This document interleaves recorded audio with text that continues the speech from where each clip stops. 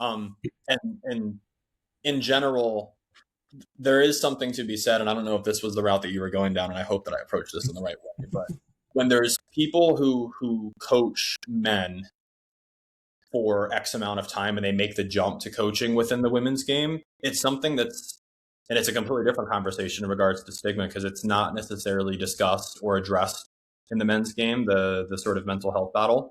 But the difference that I found coaching both of them, it's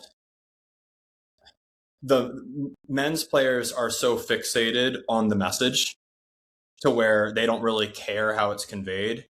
So if I wanted to give you some instruction, I could just tell you, hey, Joe, this is what I need from you.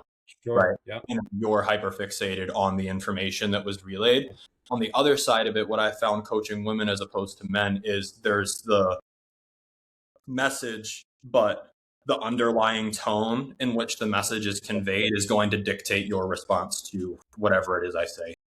So if I approach a conversation that way, the tone is, I'm angry at you. Or it's, hey, this is urgent. I need you to do this now. And then that's going to, it's a very anxious sort of environment. Whereas it's, hey, Joe, would you mind doing this next time? Or Joe, could you do this for me, please? It's all about how you approach the conversation. Yeah.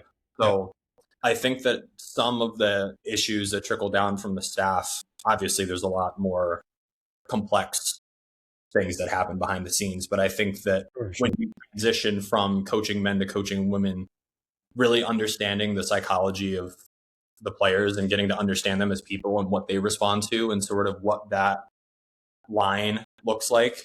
And that line should never be crossed. So I think that once you understand them as people, then you can really understand how to get the most out of them in a healthy way, as opposed to pushing that boundary and overstepping that line. Because once you break that sort of trust of psychological safety, then it's very difficult to get that back if you're able to get that back. Yeah.